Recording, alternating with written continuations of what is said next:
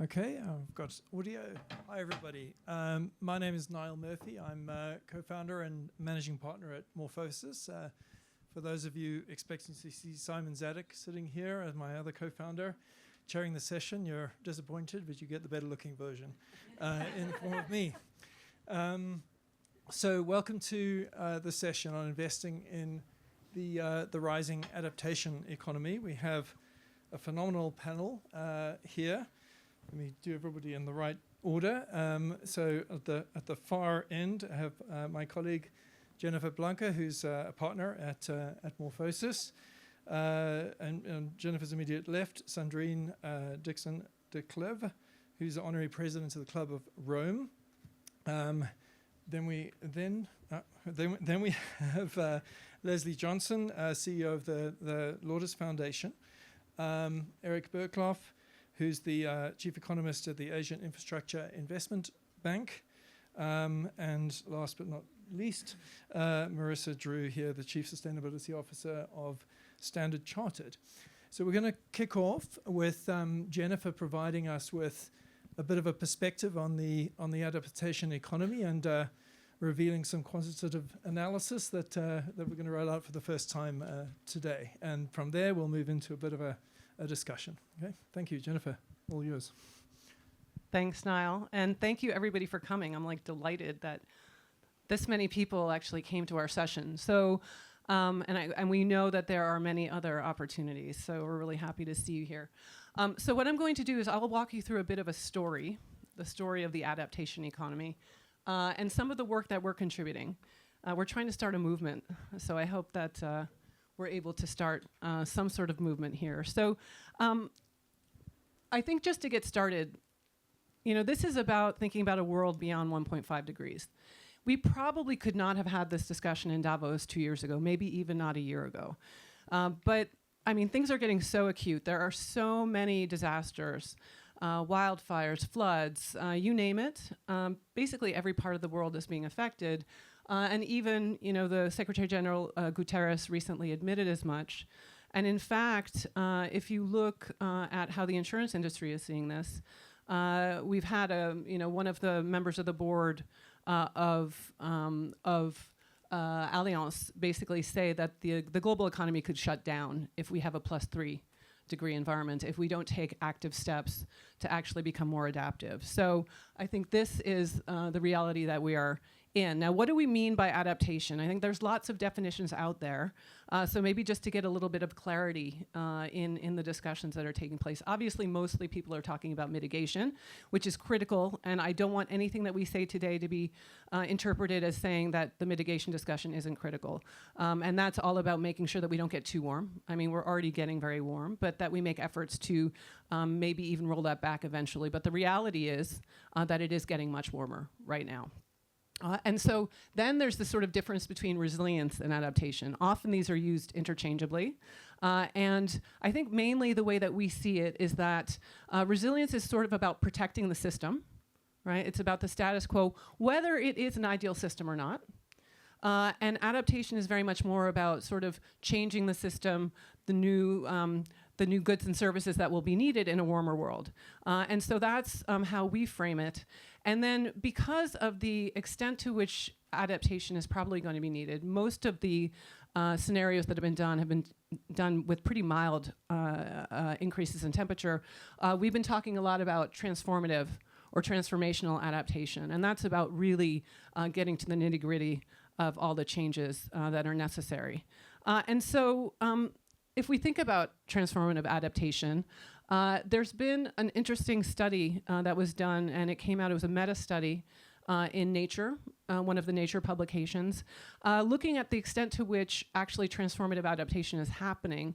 And if it were happening, and these are all the regions and different sectors you can see in the squares that are up there, it would all be dark, right? And it's not.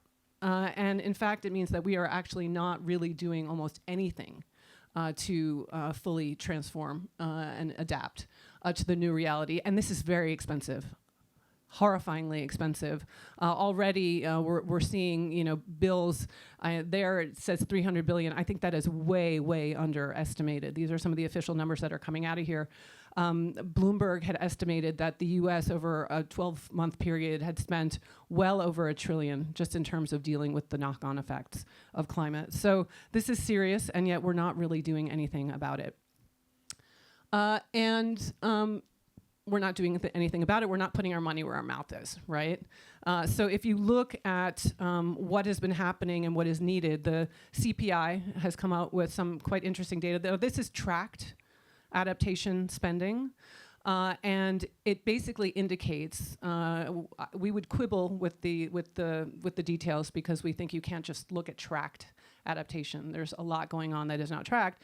But basically, if you would say there's about $2 trillion going into climate, maybe about 100 billion of that is going into adaptation, and of that, about 95% is public sector led, right? And that's a challenge because we basically don't have much money left in the public sector, and it's a limited solution. So it was really interesting for me. I'm a development economist. When I first started, working on this topic, I was fascinated by the focus on financial solutions, right? Blended finance, guarantees, and so on and so forth. And those are important, but it's a pretty strange place to start when you actually recognize that the government doesn't have much money left anymore.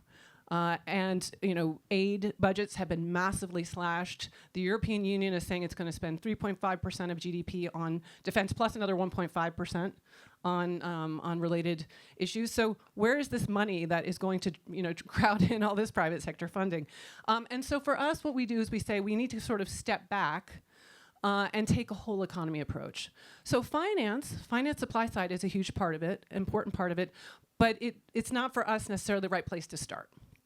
Right?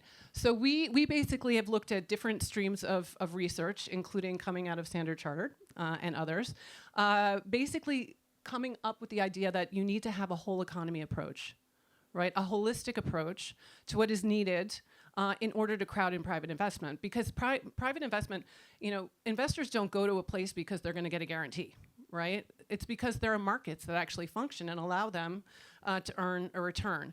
And so, I'd say we need to really step back and think differently. So this is the Morphosis sort of adaptation economy definition, which is the activities, policies, and institutions that deliver the goods, services, and systems that enhance inclusive prosperity in a climate-impacted world. Our focus is quite squarely on low to middle income households, not just in the global south, globally, because rich people will always get what they can afford. And instead, we're really focused on what's a huge latent demand, which is the low to middle income households. Now, the happy story here is that, and again, there's great work that's being done by Standard Chartered and many others, it's on the rise. I mean, this is happening. People are starting to understand that there are goods and services, whether it's new kinds of sanitation, water desalination, different off-grid energy. That all of these things are actually quite interesting in terms of investment and business opportunities. And we're looking at something in the trillions. Now, I talked to a friend of mine earlier today who said, yeah, that's still a drop in the bucket globally. And I agree, but it's not insignificant. And on top of it, again, we think that probably it's much bigger than that if you really start taking a transformative approach. So now the challenge is that, unfortunately, although it's a huge opportunity, not just a cost to be avoided, often it's not profitable. And that's because of misguided or missing policies, mispricing of risk. People just think that things will keep on going the way they are, and they don't want to invest in different kinds of building materials that will withstand greater heat, or different kinds of water desalination systems, or different data providers. And so basically, this is where we come to the idea that we need to come up with a new way, a much more systemic way of thinking about what is needed. Now, the OECD has done some interesting work on this, where they basically put different kinds of adaptation solutions. I mean, whether it's providing the water or the food or whatever the housing that we need, and they put it into sort of three buckets, right? The first, and we take this quite seriously, the first are sort of non-market solutions, things that will probably never be provided by the market, and that can be sort of coastal flood barriers, or large-scale urban drainage systems. There are things that fall in the middle bucket, which are subsidized solutions. Maybe you get some funding. This is where the sort of crowding in by guarantees can be quite useful. Could be, drought-resilient seed for smallholders, or off-grid sanitation systems for small households, where until the market takes root, you do subsidize a bit, but it can turn into a market solution. And finally, those things that simply are provided by the market. And those, again, can be, say, hurricane-resistant glass or heat-resistant building materials. And this is true, and it's I think, valuable to see that you can categorize. It helps us to think about this.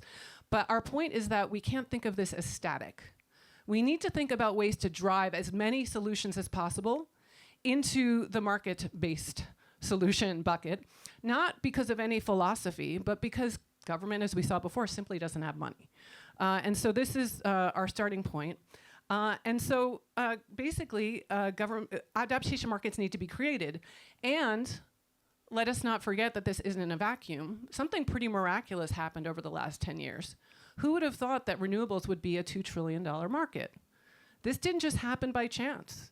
There were very specific policies put in place in different countries. In Germany, with feed-in tariffs, specific interventions in China that led to a huge decrease in cost of solar. Now, have things been perfect? No, but my gosh, do we have a really interesting market now. And we need the same thing, really, for adaptation. Something similar has been happening in the bioeconomy. So, and on top of it, especially in renewables, there's sort of a playbook. No matter what country you're in, if you want to roll this out, you kind of know what to do. We don't have this in adaptation. And so this is what we've been working on. And if you look at what we came out with, so first of all, we're building on really good research that's been done. There's a very nice report that Standard Chartered did with other partners, BCG, multiple the Singaporean Sovereign Wealth Fund. Many different organizations are working on this. And what we basically tried to do was to gather all the best ideas that were out there, working with a number of partners like FGV in Brazil and Itaúsa in Brazil, the Paulson Institute, and others, to come up with an understanding of what does that look like. If you want to really increase the adaptation economy, if you want to create adaptation markets, what does it look like? So we came out with sort of a big bang of research, including case studies on two very interesting economies, which are China and Brazil. And those have been on our website, and I encourage you to take a look at it. And basically, if you look at the overarching narrative that came out of it, it is this sort of Morphosis whole economy approach to transformative adaptation. And here, basically, most people are talking about finance. Finance is very important. But we step back and say, actually, you need to take a multi-pronged perspective. And we came up with 7 different domains that are really important for driving the creation of adaptation markets and the adaptation economy. And these range from financial markets, obviously, and the basic functioning of the economy, but also to really interesting areas like infrastructure and the extent to which you have the right standards in place to encourage the right sorts of investments. Expectations and behavior change. People don't think about that. And yet it's really important. What do people think is going to happen? Are they willing to spend in a different way? All of these things about mispricing of risk. And so we basically came out with this, and you can look at that again on our website if you're interested, where we describe all of the specific sort of policy levers, or many of the policy levers that will be useful. Now, unveiling, this is the stuff that we are coming out with new.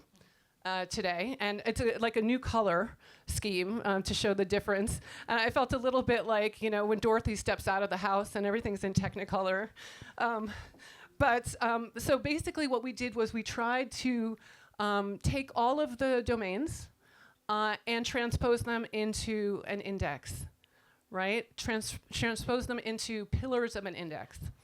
And so you'll find the same 7 domains that I talked about, but now they're pillars. And then we looked for the best data you can find right now, static data, that would help us speak to some of these issues. And so, when it comes to economic resilience, we were looking at, diversification, and I know we'll talk a little bit about this later, about why it's so important to actually have resilience in your economy. Risk expectations, behavioral change. I mean, really, how much are people understanding the situation? How much are they watching each other's backs? Right? To what extent do households have a plan if there's a catastrophe? And it's really interesting. Data, and then financial market strength. I mean, things like green bonds that have to be augmented. Leslie was talking about that in the last session. But so we now are able to put some numbers on this, and we were able to do it. Now, this is a prototype for 14 countries, covering all regions except for Africa, my beloved Africa. Cecilia, I'm sorry, but I will cover Africa in the future. We will, and we were able, luckily, in that risk expectations and behavior change, the one I just mentioned, which I think is a really interesting measure of latent demand. I mean, imperfect, but quite interesting, able to actually expand it to 112 countries. So let me tell you what it says. So first of all, and in a tip of my hat to the World Economic Forum, I did put it on a 1 to 7 scale. I used to actually be responsible for the Global Competitiveness Report and many other things. So maybe because I would love if we could partner in the future. But what you can see, there's a few things. I mean, I think many of you can actually see some of the numbers. These are the scores and ranks overall of the 7 pillars and overall. You can see that out of 7, very few countries actually make it above 5 in any of the areas, right? So there's a huge gap in terms of preparedness. So again, if we're going to read what this index is trying to say in a nutshell, is to what extent are countries putting in place the different sorts of factors and policies that will help them to create the adaptation markets, create the adaptation economy, so that the private sector can take over and do things that are needed. Mic drop, literally. Ta-da! Thanks, Niall. That was perfect. Yeah, there you go. It was hours of rehearsal. There you go. Exactly. And just a few things to kind of point out here, because I have a few slides that I'd like to show you. The first is, New Zealand, of the 14 countries that we're covering, comes on top, but it's still not perfect. It has a lot of issues in the area of infrastructure. Again, nobody's sort of getting everything right. Other interesting cases are sort of Indonesia, which actually is doing quite a few things right in terms of trying to get the right resources, financial resources, into the private sector, but with challenges in terms of innovation, infrastructure. We've seen the results of that recently. We actually have a whole box or piece on Indonesia, going into the details in the report. Estonia, just an interesting case because it's so innovative. And so, again, these are things that you can maybe take away and think about in terms of the usefulness of the index. Could be a useful, small-scale sandbox for low-cost, sandboxing to then, try things out and scale them elsewhere.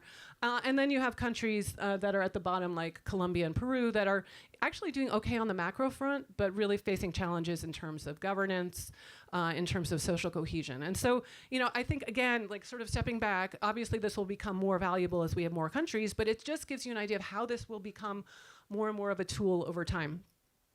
Now, just turning to the 112 country pillar on risk expectations and behavioral change. Again, let me remind you, what we're trying to measure here, and is based on a lot of survey data, but also, the extent to which people are taking up non-life insurance, right? So like catastrophe insurance.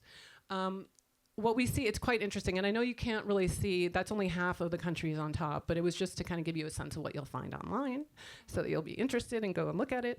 But you find a number of countries near the top, like the Philippines, like Portugal, like Costa Rica, like South Korea, actually, and they maybe can be interpreted in this way as being places where especially the solution providers might be interested in rolling things out, because there's a latent demand, because people understand that things are getting bad, right? There's a latent demand for adaptation goods and services. And then on the left-hand side, I just aggregated it because it's easier to see, because one of the things that comes out of this is that this is not correlated with, stage of development or wealth or whatever. It's just countries have different levels of understanding of the situation. Obviously, some of that will be geographical, but it's just quite interesting to see the differences. But in terms of geographical, quite interesting to see that it's, North America, which is the US and Canada, that although everybody, you see, I put the 7 scale, they're quite far down, doing quite a lot better than Middle East and North Africa, where there's really an awareness gap, which for me is striking because if you think about a region that is going to be facing challenges with climate change, there's stuff that needs to be done, I think, in that region. Now, my last 2 sort of main slides, and then I'll start summing up. Another thing that we did that we thought was quite interesting was to compare with other data sets. Right? So here we have on the vertical axis our data, like our numbers on a scale of 1 to 7. And then here we're comparing with ND Gain, just their climate vulnerability, part of their index. And it's quite interesting. You can start seeing sort of country groupings coming out of the sort of simple quadrant analysis, where, again, you'll see sort of at the top New Zealand and especially Portugal. And, they're sort of not facing, they're facing challenges, but maybe not as multiple as some other places. And they're also preparing better than others in terms of putting in place an adaptation markets, or at least what can foster adaptation markets. If you look at the upper right-hand corner, again, Indonesia not perfect, but it is very, very vulnerable, right? That's why it's so far out to the right, and doing quite a lot in order to try to make sure that it is prepared for the future. And then you have these sort of critically fragile countries on the bottom right, which are both very, very, vulnerable to climate, and yet really do need to do a lot more in terms of improving their ability to allow the private sector to come in and provide what's needed. Now, the next one is government debt. Now, remember, we said that governments don't have any money, right? And so this is to give a sense of the extent to which countries are highly indebted or not, and then the extent to which they are in counterparty, ensuring that they are putting in place what's needed to crowd in private sector finance. And so again, sorry, New Zealand, Indonesia, I won't go into that over and over, but even Portugal, which actually has higher debt than some of the others, it's doing what it can in some ways in order to sort of decouple its resilience from lack of maybe government funds. And then, Greece is just really interesting to call out. Greece isn't at the bottom of our index, but it's not great, and they are so strapped in terms of government debt. So it's just, again, not the be-all and end-all. This will be a lot more interesting when we have a lot more countries, but it gives you a sense of how this can actually be a useful tool. So my last 2 slides, and then I will shut up because I do have a tendency to talk too much. I know that. First of all, I think if we think about the usefulness of this, there's multiple stakeholders, but 3 key stakeholders, which I've been mentioning throughout. So you'll notice my red thread. Policymakers, because they're the ones setting the rules of the game, right? And so helping them to think about this as an opportunity that can be unleashed, rather than just a cost to be mitigated, right? And also better use of their time and effort is figuring out the right policies rather than trying to spend their way out of everything when they don't have any money. The second is investors. Investors, because we need their money. And what we hope is that this, and over time it will become hopefully more and more useful, will provide them an idea of where are the jurisdictions that are doing the right thing, and by the way, help us to lobby governments to do the right thing. And finally, solution providers, when they're looking around and trying to figure out, and that's solution companies, right? Like SMEs quite often, or even very small companies, and understanding whether there's the right kind of policy environment in place that would allow them to actually earn a living by doing this. So my last slide, just in a nutshell, what is our plan now? We're going to work over the next year to increase the number of countries that are included. We're also going to sort of go into different types of indices. We're looking at doing also subnational as well as sectoral work, because that will be very interesting also from an investor perspective. And finally, we've already started discussions with Ingrid, my colleague, especially, and others, in order to have an asset level index as well, because it would be great if we can help countries, look and be able to show the extent to which they're in the right jurisdictions for ensuring that they can benefit from the upside of the adaptation economy, and not just the downside of being slammed because they happen to be in the wrong part of the world. So with that, thank you very much, and I will turn it back to you, Niall, and I look forward to hearing from the rest of the panel and also from you guys afterwards. Thanks. Thank you, Jennifer. Oh, I should say, and if you want to look it up, it's just gone live today, the last bit, so thanks. Thank you, Jennifer. So much of the discussion about adaptation is framed in words like cost and need. And when we talk about the adaptation economy here, we're talking about opportunity and attractiveness, actually. And if you think about climate as being the biggest risk driver for every single asset on this planet and every economy on this planet, our contention really is that adaptation is the future source of value for all capital and all economies. So this framing of the investability is really this competition for where that private capital is going to go to seek its protection of future value. So this isn't really about trying to motivate capital, it's about trying to attract it, right? And it's a different perspective, I think, point of departure to take. So I'm going to start, Sandrine, with you. Your work at the Club of Rome and Earth for All is focused on the development of new economics that's ecologically, socially, and economically coherent. How might the adaptation economy approach fit into this work? And how might it be practically applied at a sovereign or a regional level, such as in the EU, for example? What are your thoughts? So first of all, I want to congratulate Morphosis, and I'm real pleased to be actually on the advisory board of Morphosis. So I find this work absolutely fundamental. I think that there is an underestimation of thinking through the long-term adaptation policy and economics. Very few people have done this work. So really, it's absolutely brilliant. And it's brilliant that it's been linked to specific country situations so that we can start to evaluate and rank where countries are. My only caution would be to the point of the way in which we're trying to introduce policymakers to new economic thinking. And having been through the Club of Rome, trying to show the different pathways of moving beyond GDP and looking at new indicators, there is a real need to not confuse the economic shifts that we actually need to get to where we need to go. We're often told, those of us in the community of unpacking complexity, that we are too complex in the way in which we explain the economic shifts, the financial shifts, that the real world economics do not enable us to go further, that now, of course, and you talked about this, Jennifer, the focus on geopolitics, the defense, the getting rid of the aid, the fact that aid budgets are actually being transferred towards defense budgets, that this is not the time to be thinking about whether it be an adaptation economy, a donut economy, a well-being economy, any other type of economy than a neoliberal, capitalistic, what I would call tech bro economy. And I would even call it a feudalistic economy. And so I have several warnings and maybe possible pathways forward.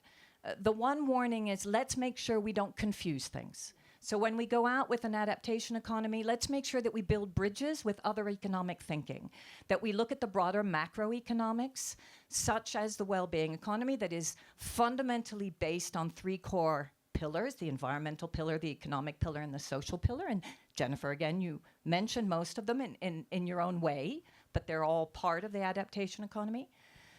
The second is that we translate this narrative into a sellable narrative now, but not put our hopes on being able to transform governments in the short term.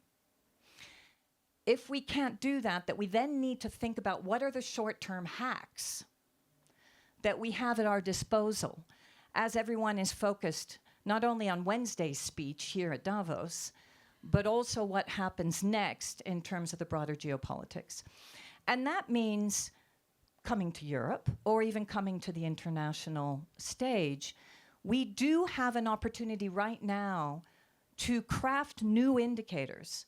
Can we not take some of these sub-indicators and the learnings that we've seen through the ranking and put them into an adaptation indicator? So I've been working, for example, on GDP plus 3 or GDP plus 4, where you have 3 to 4 substantial indicators that buffer GDP.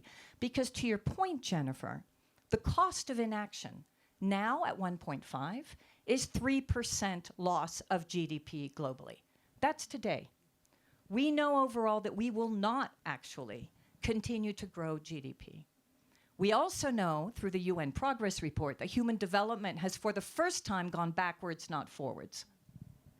So we actually have a moment in time where we can defend ourselves, but we almost have to do it a bit under the radar because the policymakers are not into this right now.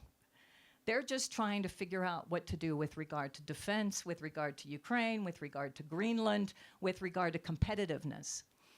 But what we can do is start to substantiate through new accounting mechanisms, through new statistics, a way to show that buffering GDP with different types of indicators actually enables us to build both resilience and an adaptation economy that takes into consideration prosperity within the planetary boundaries.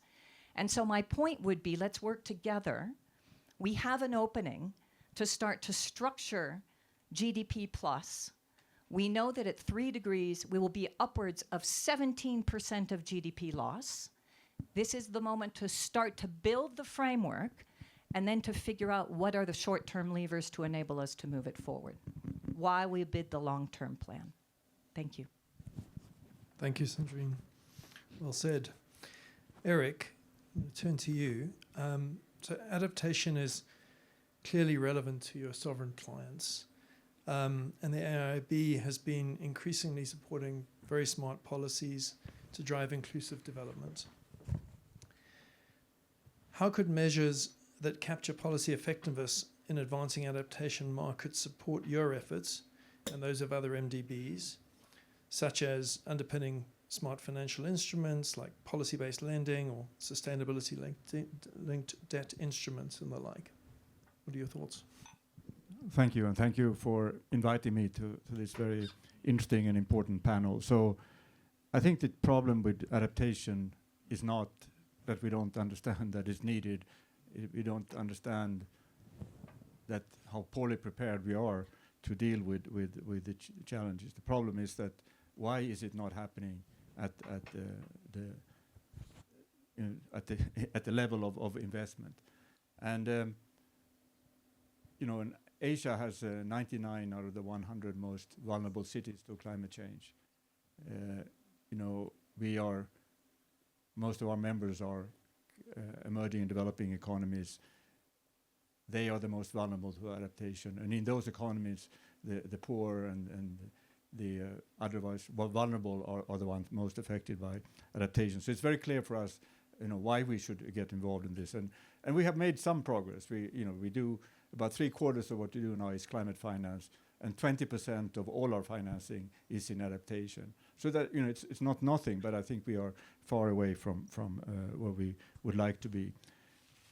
We have different ways we can work, individually on projects, and we do that. We have a resilience adaptation test for every single investment that every single investment has to go through, and we have toolkits that try to pick up opportunities for investing in adaptation.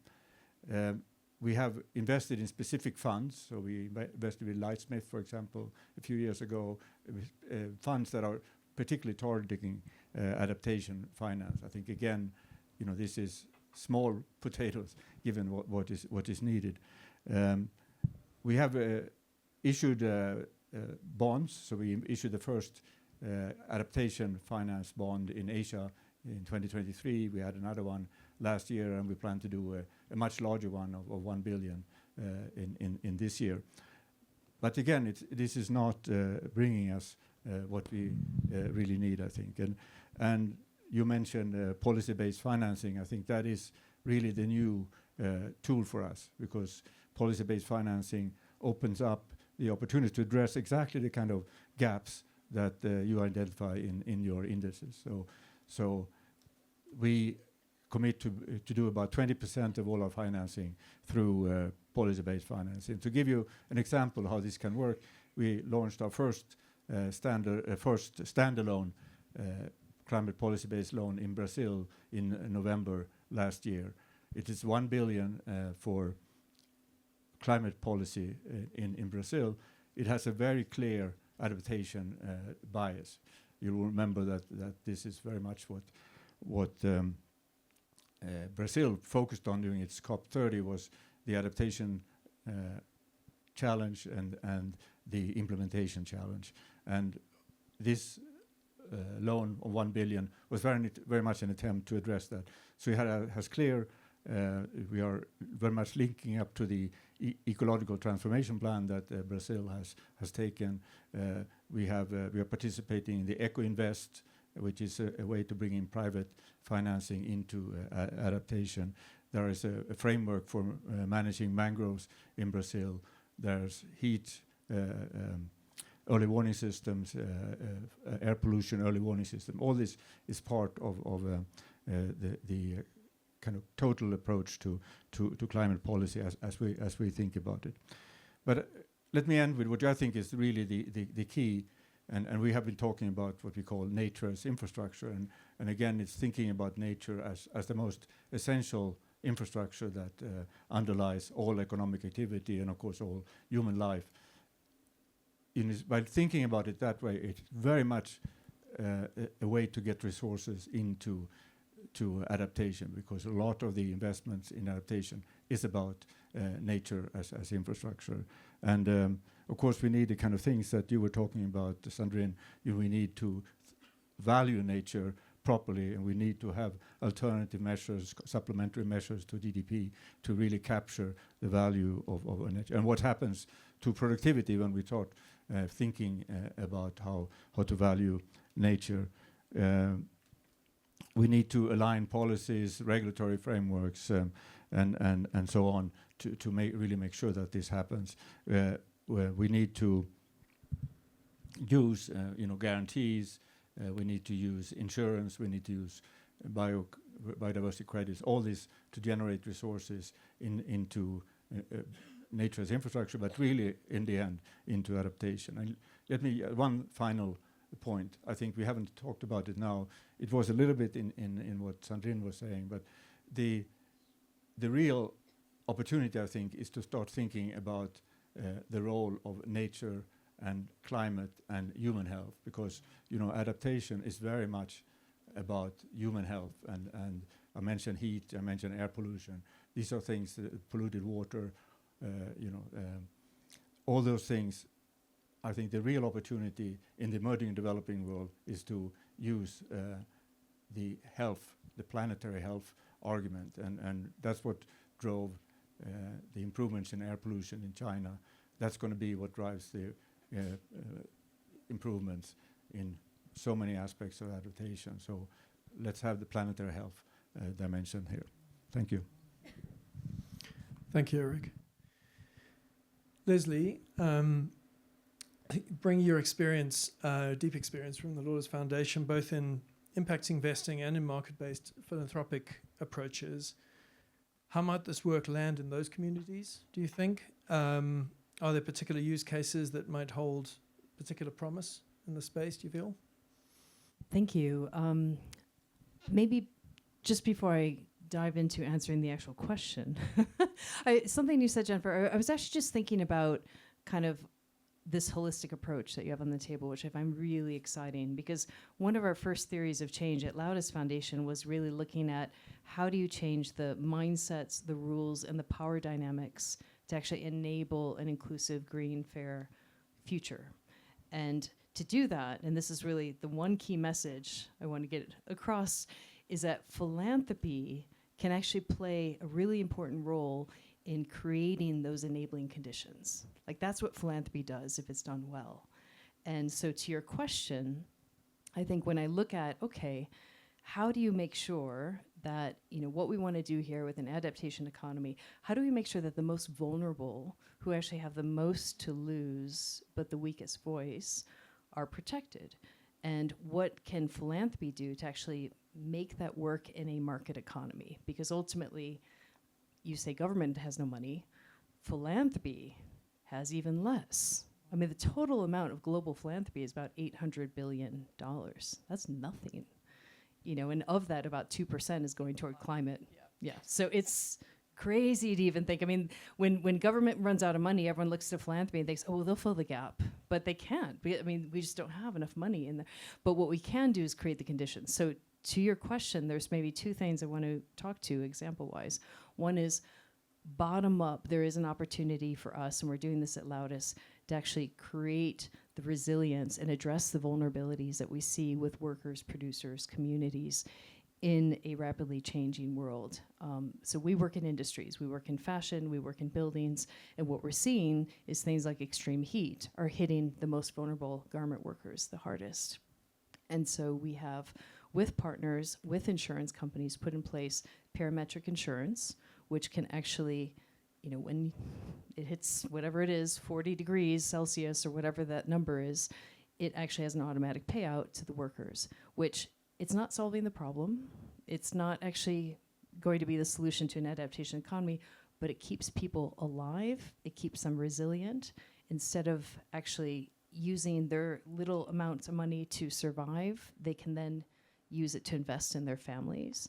So it's a really important thing that actually creates resilience within these communities, but it's not enough. And I think with philanthropy getting involved in parametric insurance, bottom up with communities, we're there as a catalyst, but ultimately we need to show that this makes good business sense for insurance companies to do. It's not our role to be there forever to cover the payouts. We need that to be a business case. So the second thing that we do bottom up is actually show this adaptation economy can actually work in a region or a city or even a part of a city. So I love the fact that you're going subnational. Because we work in industry, we're finding that industry transitions, if done well, are very localized. This is a place-based approach. And if you actually have a place-based approach, then you can actually bring together all the right stakeholders, from government to business to investors to workers to civil society, and do this together and co-create. And we're seeing that happen. We have a real live example right now in Bangladesh where we're working with CEOs of construction firms, CEOs of textile companies that see the business case in doing the transition the right way, which means putting people at the center. So that's super important. And I don't think it would happen if you didn't have a subsidized form of capital like philanthropy coming in to try to be that convener and piece that together. So that's the bottom up. But then there's also the top down approach. And for this to work, you need investors to have the right frameworks. I can't wait to hear what you're going to say because you're really leading in the space. We support a lot of partners, those that were just in the last session. One of our partners is AIGCC, which in Asia is really creating the toolkit for its investor partners, which have about 36 trillion in assets under management. So if you can get the right tools and frameworks and tricks out there to those that hold that amount of money, you can actually start to sort of influence how that money flows. So we're doing a lot around standards and approaches and best practices and case studies, to actually show those asset owners and managers what good can look like. And again, if we didn't do it, yes, government could come in, but as we see with backsliding that's out there, sometimes it's helpful to have a form of capital that can support setting the standards and showing what good looks like and celebrating the leaders. I can't wait to hear what you're going to say, so that others can follow. And again, at the core is we're a catalyst. We need to show that there's a business case for it. So philanthropy should never be the scaler of solutions. It should show what's possible, get people excited, and step back so that the private sector can do its work. Thank you very much, Leslie. Very wise words. So Marissa, much anticipation. So you at Standard Chartered have been really championing both innovative thinking and the practice of advancing investment in the adaptation economy. What do you want most from policymakers to enable you to scale this, if you want anything from policymakers at all. Okay. Well, maybe I can just pick up on a few threads, and I will come back to your policy question. But just a little bit of the journey, because I've been in the financial services industry going on 40 years and have helped build asset classes and scale capital, to direct it to places where it's needed. And there's some common themes there every single time, and you touched on it in your opening comments, is for markets to scale, the first thing you need to do is be talking from the same hymn sheet. The definition has to be universally or collectively adopted. And to your very point, the definition of adaptation is fuzzy for the private sector. So when we began our work, this all started Davos 2022, and you're right, nobody wanted to talk about adaptation in 2022, but we were doing some research to try to understand. For those of you who aren't familiar with Standard Chartered, we're in 52 footprint market countries, but we're heavily focused on the developing world. So Asia, Africa, Middle East. And we were beginning to see the effects of climate change, and the way we see it manifest is through our loan book. Right? We're lending to all of these companies in all of these areas, ranging from middle income, high growth, the Indonesias and Chinas of the world, all the way through to really frontier markets. And what we are seeing is, business interruption. So you put this in back to definition in economic terms for people to embrace, rather than do it because it's the right thing to do, or all of these sorts of things where the sustainability narrative is shifting from virtue signaling to hard economics. Is that these types of phenomena were happening to our businesses that we were lending to. And so it struck us that how do we quantify this in some way that the financial community can get their head around? So we produced this report in 2022 called, ironically, the Adaptation Economy. But the way we were trying to express this was, because we couldn't find any other financial lexicon or lingo to communicate with, we did it in ROI, return on investment, but it was return on investment in the form of disaster avoided, i.e. if you didn't do it, what was going to happen. And we modeled it out for 14 emerging market economies, and we did it at different temperature scenarios. So this is another really important thing in this adaptation world, because this is not static. And you have to look at these numbers, and I think that they will change quite dramatically depending on different temperature scenarios, because where the effects start hitting will be different. And in this place-based world, whether it's a hurricane or a wildfire or something, and then what is the economy most dependent upon, i.e. if it's agriculture and drought is the thing, that could wipe out an entire economy. So I don't mean to be doom and gloom, but I do think it's really important to think about that, because we try to model it on these different scenarios. And of course then you come back to, there's real hard finance involved, right? Real hard economies if you don't start acting. So then the next step in the game was, how do we create a mass understanding, and how do we play to different audiences? So Sandrine, I want to pick up on something you said, which is a little bit alluding to different parts of the world that right now it sure isn't on the priority list, anything beyond defense or geopolitics. But what's interesting is, I think if we want to take some ownership in this, and I speak to the climate community where I think we got it wrong in terms of how hard we went in on how right we were on all things climate, and we lost the other half of the voting public, there's a little bit on us that we didn't understand how to include the same people who want the same things, but the way we told it didn't resonate with them. I think there's something in it here, too, with politicians in the West.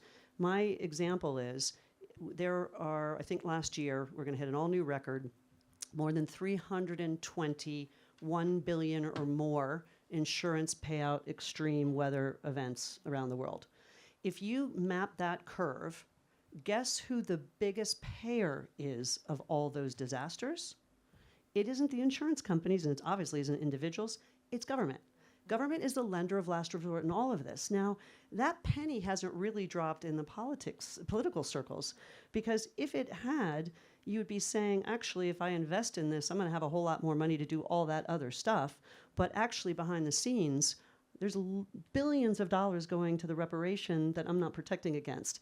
Back to the 12 times ROI, if I put $1 in, I would save $12 from doing it on the back end, me government, who, by the way, says I want all this money for defense. You can create that capacity for defense if you start doing some smart stuff in adaptation. we haven't told the story that way that to me would drop to the psyche of that audience. Now, it's a completely different audience when we come to my markets in the developing world who are just hoping for survival, small island states or what have you. There, it's a different phenomenon, and it is how do we do the tactical things here and now to shore you up while other things are being developed, whether it's the policy, which takes much more time, or some tech solution or what have you. There's some very near-term tactical things that you can do that are hopefully smart, that provide some support in the near term. Then the other end of the spectrum for me, because when I was starting down this journey, I would talk to my fellow brethren in the private sector, and they'd be like, oh, that whole thing isn't for me. I can't make a return on anything in adaptation. I'm a private sector actor. I must generate a commercial return, government's job, and back into the circ function that we all talk about.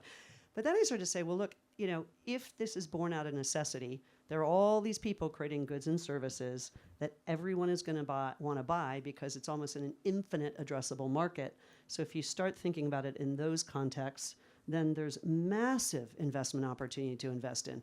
And it is the built environment, and it is, infrastructure. And I wouldn't argue that that is not commercial. I mean, we build port infrastructure all the time. What if I built it in a different way without concrete and natural, to your point, natural capital solutions sometimes are much more effective cost-wise, but also they have the co-benefits of feeding back to nature. That's, smart investing. That isn't some crazy theoretical adaptation idea. It is protecting your shores in a smart way that could be cheaper with a higher return on investment, speaking to the finance sector to invest. So mobilizing capital at scale is kind of our game, and we're looking at every way that we can do that. And through our next report that we put out, and it's all available on our website, so thank you very much for calling it out, but it's www.standardchartered.com/adaptation. You can find some of these reports, but the other one was to try to create a guide. So much like the index, which is numerically trying to map the world, what we were trying to do is say, could we show places where different actors in the private sector finance world could get involved in adaptation? So there's 100 different cases in this adaptation report that we did with a whole lot of collaboration with the UN and KPMG and lots of others to just try to light some fires and some sparks of, I shouldn't say fires, some sparks of where people could invest in adaptation for a commercial return to then try to get this big system going. So I'll stop there on policy just really quick. Look, there's just a lot there. I interact with policymakers a lot usually it's the Minister of Finance who is kind of interacting with my world because they're seeking capital. They have so much on their plate. I do think we need a lot to help them to make those smart decisions. And to me, success breeds success. So the more cases we can show, if you're talking to a finance minister, it's worked over here, just adopt it over here, and here's why it'll work for you, I think is a way that we can accelerate. But there's some very, very simple things. Built environment rules and regulations. You don't do it this way, you do it that way. Code matters. You talked about Bangladesh. Floods came, the entire city is destroyed. One building stands. It's because it was built to UN code standards, not, local standards of the past. Those things really, really matter. So I could give you 1,000 of those types of examples, but very, very specific policy to address extreme weather and events is one way that we can get in there quite quickly. Thank you very much, Marissa. So we're going to open the discussion up a little bit. First, I'm going to point the spotlight on some victims in the audience here. So Anne Christensen's the World Economic Forum's lead on climate resilience. And Anne, I wonder if, given what you've been hearing and seeing here, what your reflections are. I'm trying to make sense of all my notes, which is very difficult. Hi, everyone. Anne Christensen, the lead for the Climate Resilience Program at the World Economic Forum. This conversation has been particularly interesting to me. I recently came from Washington, D.C., where I worked for over 12 years. I sat in those meetings with policymakers, elected officials, Pentagon meetings, trying to explain what this risk is all about. And I think one of the key factors here is that there is this tension. We talked a lot about risk in this conversation today. I think there's this key tension between risk ownership and who is capturing the benefits of adaptation.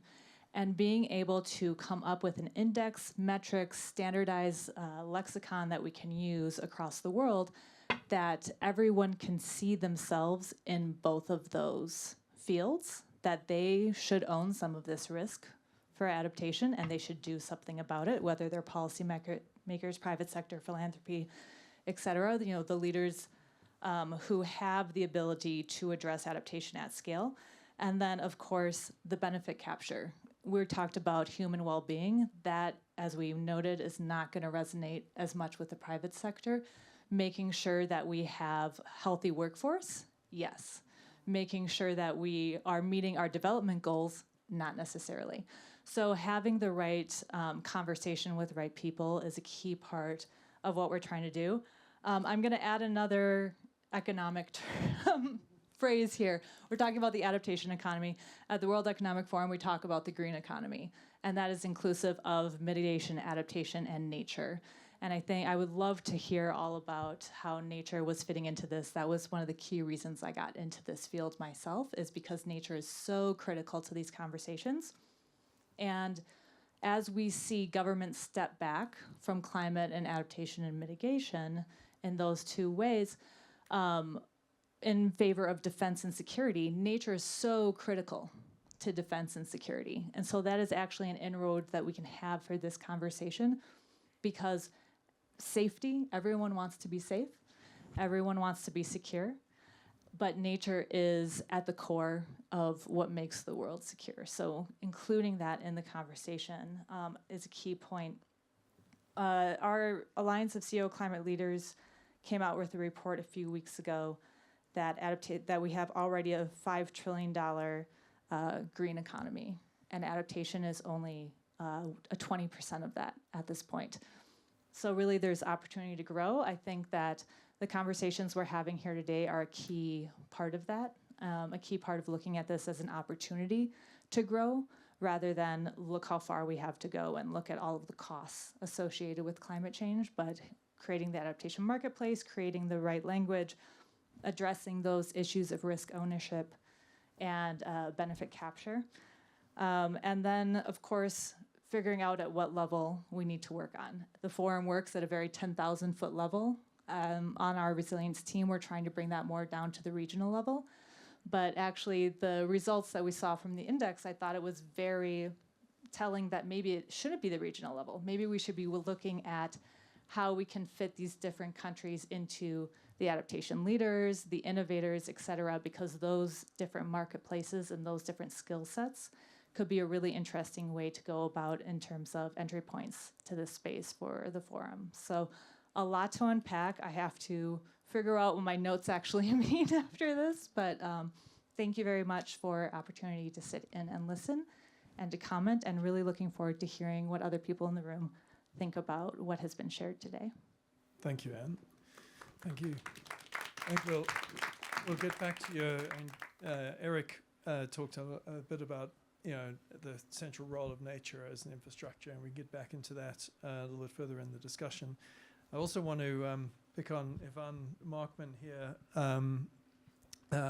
Ivan is a fellow investor in the adaptation space, and I think, Ivan, I'm going to put you on the spot to provide a perspective on this topic from the sharp end of the startup innovators' point of view, and in entering this space and drawing capital and accessing markets. What are your thoughts? Yeah, thank you. Hi, everyone. Ivan Markman, and I'm actually from Los Angeles. We talked about fires, and a year ago we were going through, a massive, tens of billion dollar disaster, and I think we talk a lot about collaboration between public, private, and kind of some of the capital markets and the underinvestment. I think a very, very important investment for the startup economy is time and opportunity. It's government and corporates giving startups a chance to deploy their innovations. And sometimes, talk with fellow investors, and so much of the capital deployed goes to that thorny bureaucratic, slow, knocking on doors. So I really want to put into spotlight the opportunity to think about mechanisms to foster innovation and actually invest in time, invest in opportunity. Thank you. Thank you, Ivan. So let's take some other perspectives from the audience. I think we've got a roving mic. So if I could ask you to introduce yourself and succinctly state your question or observation towards the audience. Thank you. Good afternoon, Pia Erkinheimo. Thank you very much for this interesting discussion. Now, you mentioned about tonality, this being that we speak language that we don't include everyone, and that's why we get those results, what we get from the democratic elections.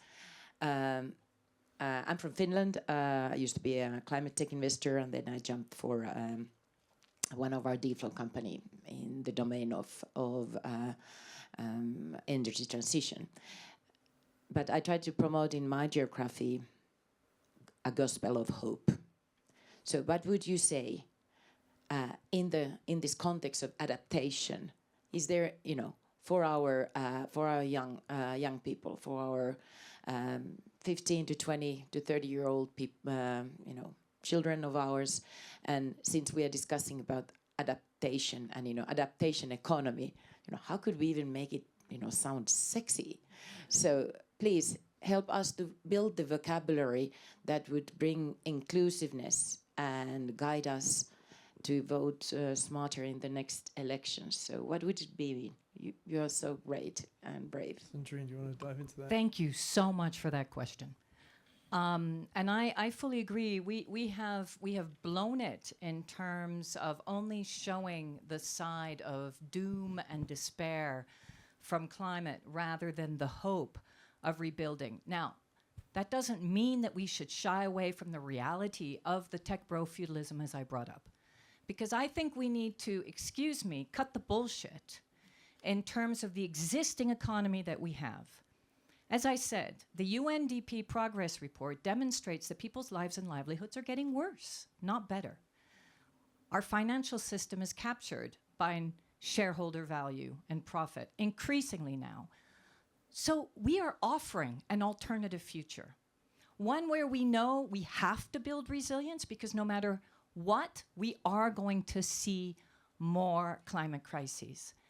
But that alternative future is a hopeful future because it starts to anchor the economy in what matters for people's lives and livelihoods. It actually broadens it to take into consideration that, yes, they can be resilient to future shocks and stresses, that it won't just be the elite that can go and build bunkers, but they actually will have housing that can actually be strong and against any gale winds, that they can start to actually invest in the right types of energy because we're making them cost effective and affordable, that they actually can transform their lives as we move forward. But that takes a reality check in terms of who actually is building that economy and who's going against that economy. And those that are going against right now are those that have the most power. That's the fossil energy, predominantly producers who are paying no taxes on windfall profits, who are not redistributing those windfall profits, 2.8 billion per day. It is the extractive industries that are creating the disasters that we have that are not enabling us to transform. And I think there are brave banks who understand that we need to shift the finance and the investment into the right things, but we really have to create that macroeconomic vision of telling people, actually, shifting towards an adaptation economy, a well-being economy is something that's going to make your life better, not worse. Last very quick point. In the survey that we did just last year with Ipsos, G20 citizens agreed across the board, 70% don't believe the current economy services them. They believe there are social and environmental tipping points, about 65%, and about 69% and above are willing to invest in decarbonization as long as it's fair. And I got a couple other, yes, love it. A couple other ways of doing this tactically. I think giving those hopeful case studies really does provide, a grounding for people to then anchor into.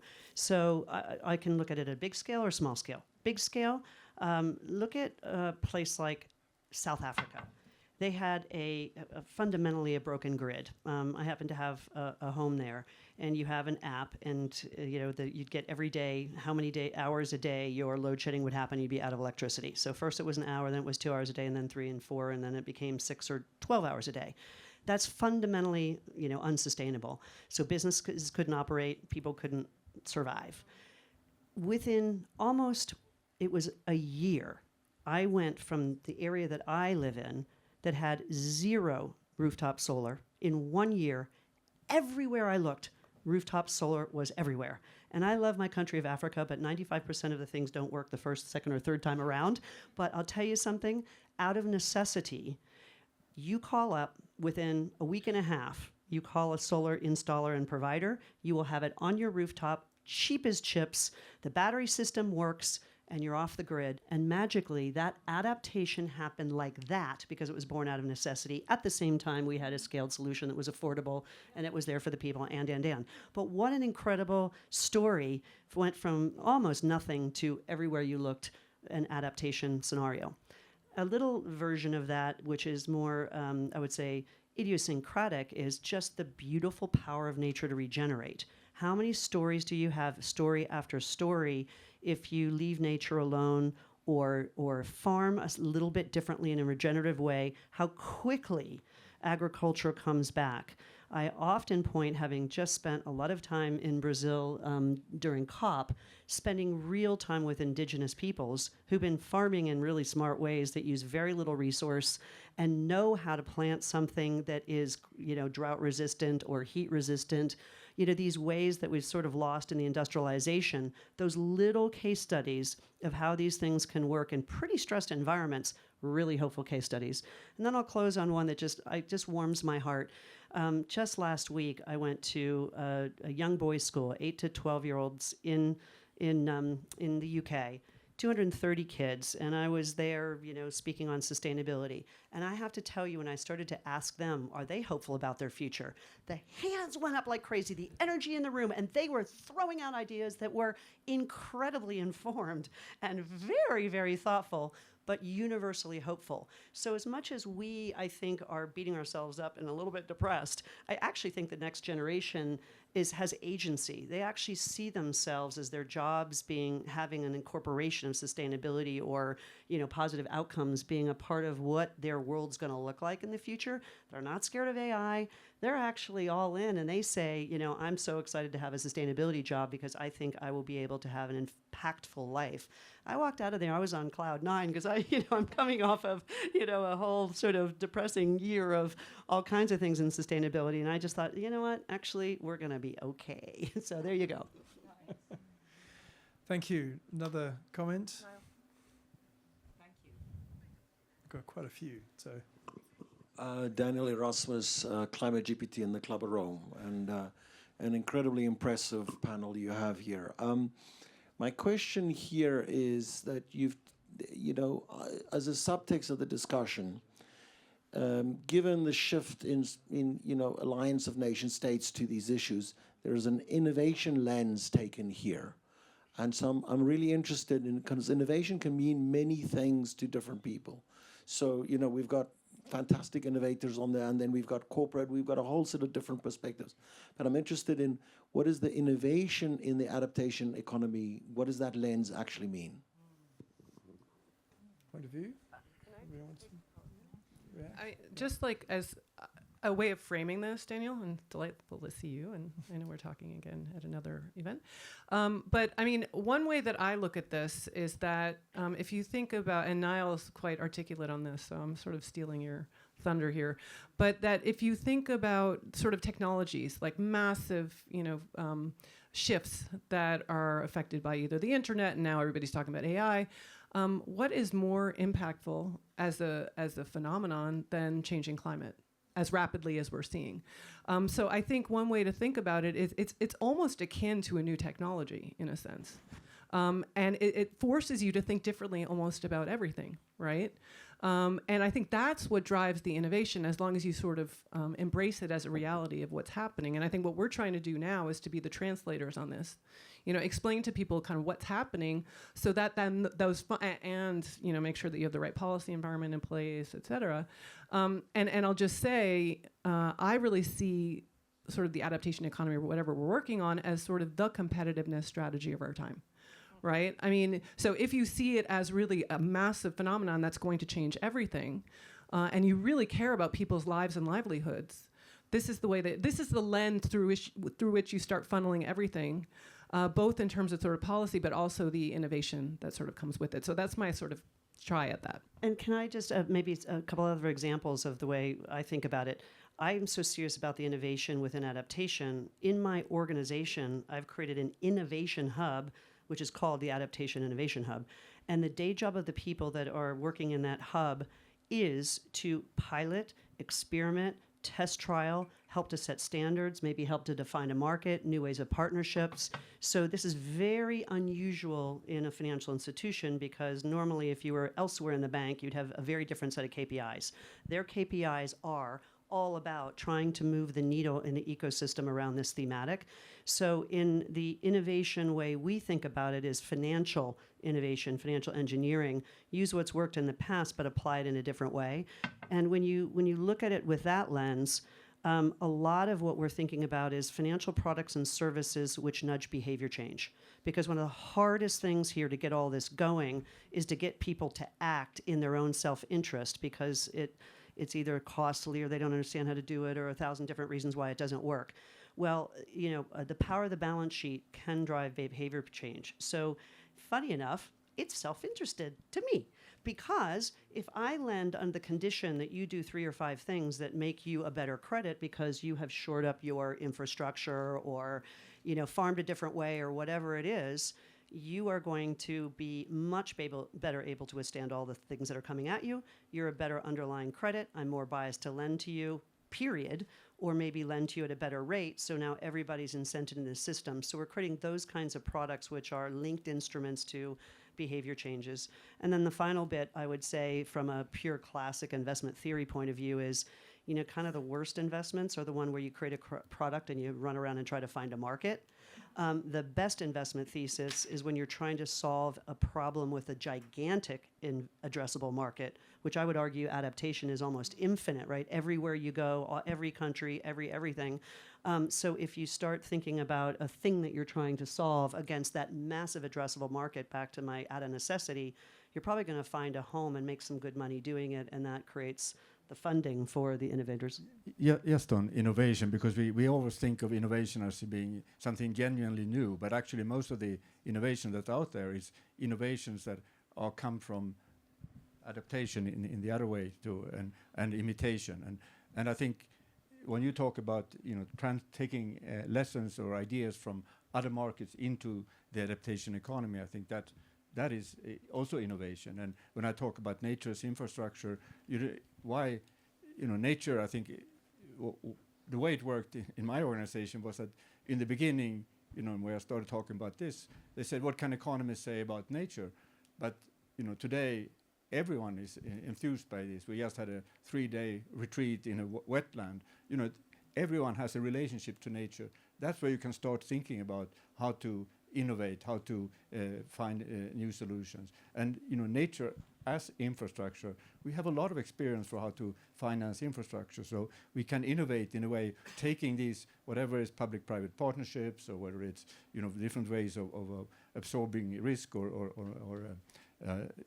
helping to find new sources of finance. All that is innovation in a way. So I think we should just be careful, not just think about it has to be completely new to this world. We have to learn across countries, across markets, and that I think is what innovation is about. Just add this, we love innovation. I just want to add one more lens to this, which is the way we think about innovation in the past, which is in that competitive space, right? Think of Nike or Adidas and innovating around footwear. That's their core competitive edge.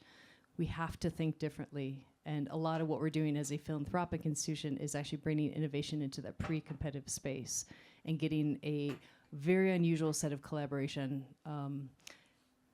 being conscious of market dynamics, but very unusual collaboration across competitors around how you innovate, whether it's around materials or around business models that can address this new adaptation economy that we're in.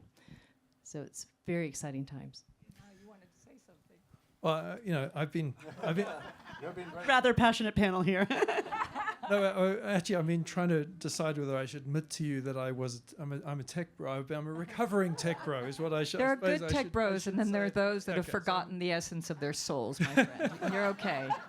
But the fascinating thing in that sort of value mindset, if I can frame it that way, is disruption is regarded as a very positive thing because it creates greenfield market opportunity. And here we're dealing with the ultimate disruption, the disruption to every single facet of the global economy. And so we can look at it through a pessimistic and a negative impactful lens. But, my personal belief is that there's tremendous value in human creativity in the face of necessity. And that's when some of the most magic things happen. And so there is innovation opportunities on every single facet of the economy you can think about, and very exciting. I think we've got like 5 minutes. Have we got? Sandrine's burning. I'm burning to say something, if I may. I think we have to stop constraining innovation to technology. Yeah. And realize we're talking about systemic innovation, and technology is huge, but also the way in which we relate with each other. And I was always taken aback in a conversation that we had at the Club of Rome, and I fully agree, we all understand the power of nature to rejuvenate, and this is a way to get people to better understand the connection and to feel better about themselves. I mean, we have the highest level of mental illness now because of this disconnect with nature. But also, in the conversation we had, we were tested by one of our members who said, I've got a nephew who goes to the skate park every day and could care less about nature. What gets his goat is making sure that he can be in an urban environment full of concrete. And so I think we need to think about those people too. How do we integrate an adaptation economy that enables them to understand that actually we're defending their concrete too? We're defending their house. We're defending basically their life and livelihood. And of course, we're trying to enhance their relationship with nature and other things. So I think we really have to get out of our also elitist relationship often with nature, realize that many people don't have that capacity, and understand that we have to build the building blocks of innovation and communication in very different ways. So we've got 5 minutes, haven't we? Just about. Yes? Yeah, okay, good. So let's get one more question down here, if that's okay. Or the lady over here, sorry. Yep, go ahead. Hi, Susan Hunt-Stevens. I'm a climate tech founder and innovator, and I've done 3 startups, and this third is in adaptation and resilience. And I'm getting a question as I'm raising capital that I didn't get for the other ones, and that is, to make this work, you have to work with government, insurance, and, old, broken systems. And it is a systems issue, but investors perceive that the people you have to work with to get something done are slow and will never actually come to the table and orchestrate. And so have you seen examples in your work of where innovation has been catalyzed by really tackling the government side to catalyze innovation, or the insurer side to catalyze this innovation quickly? And can we take also one question from Christian? The one in the front. Yeah, and Christian. Hi, Oh, yeah. Christian Frutiger, the Swiss Development And from, Agency. yeah, okay. Christian. Thanks a lot. I would like to echo the government piece with the private sector piece and take it from, the elite relationship to nature in the global north, in high-income countries and upper middle-income countries, to lower middle-income countries and LDCs. There, the adaptation economy is not just a matter of courage, it's a matter of survival. And I do believe there is a market.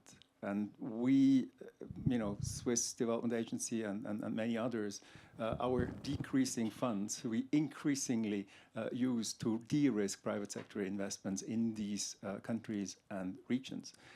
But then, and we we don't want to de-risk, with all due respect, the commercial capital of the IFIs.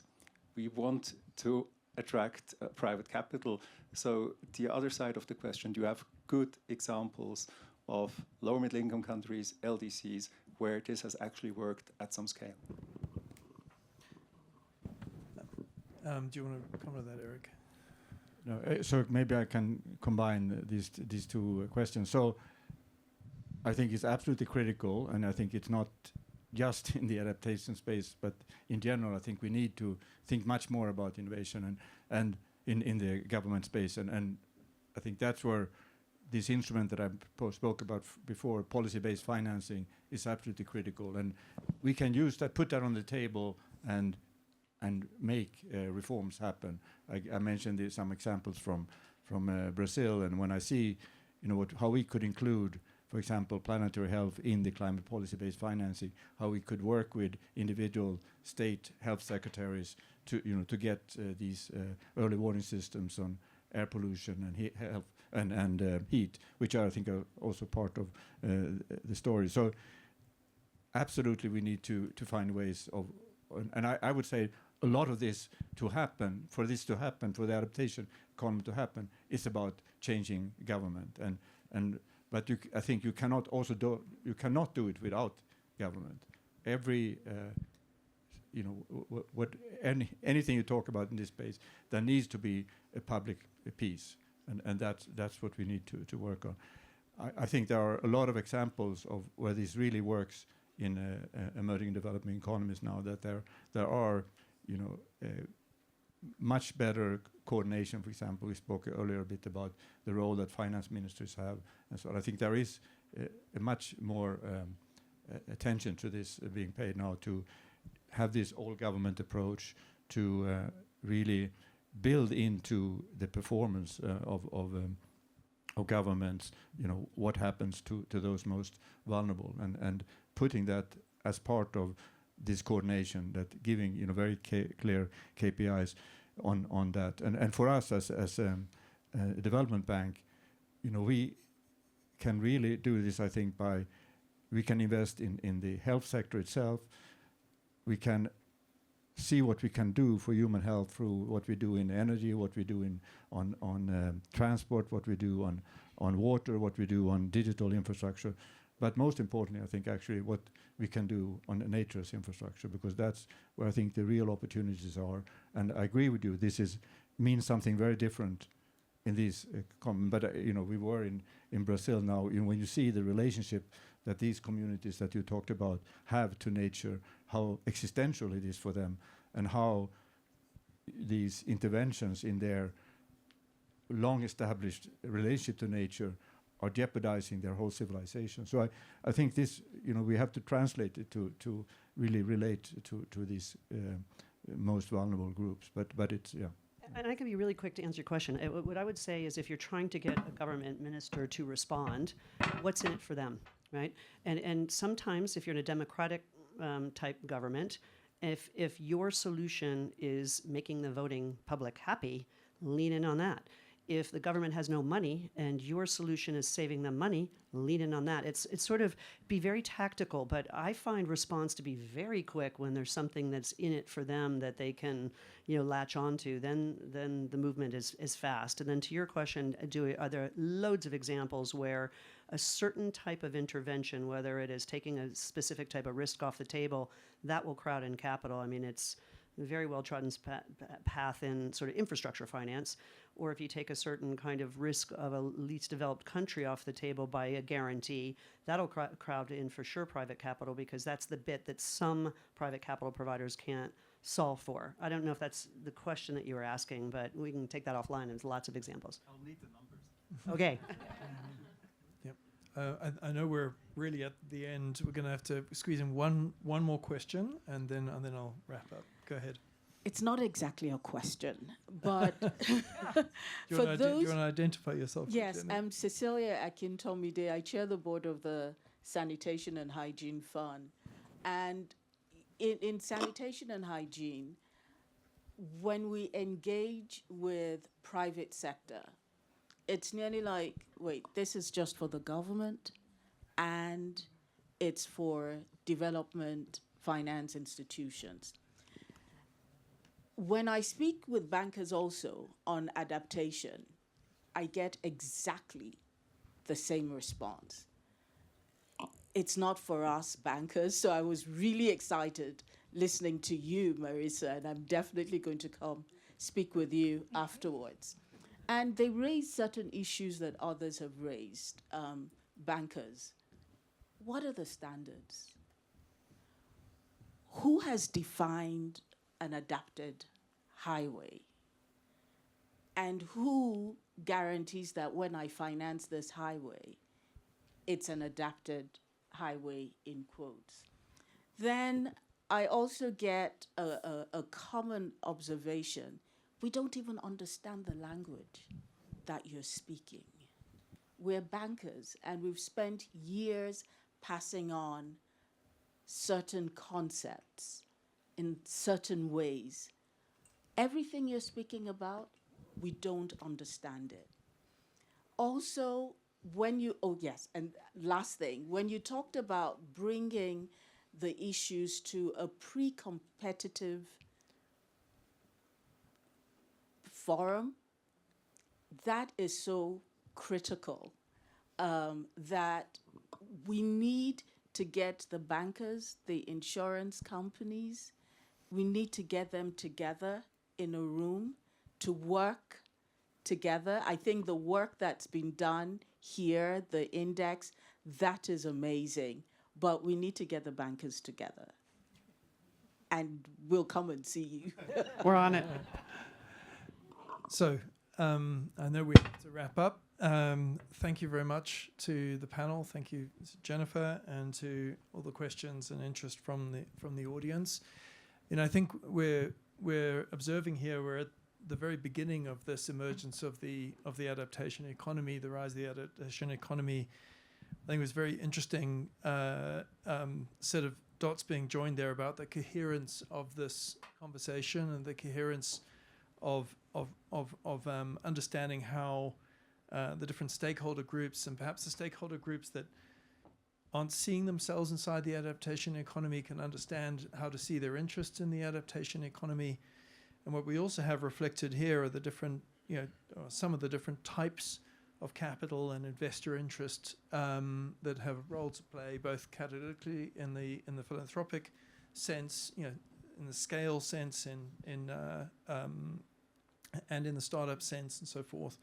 From a Morphosis point of view, we're trying to contribute to the conversation by providing some tools of navigation, and to try and create some common framework, some standardization of being able to map conversations across multiple markets and multiple stakeholder groups. So encourage you to dig into our work and explore more. And again, thank you everybody for your time. Okay.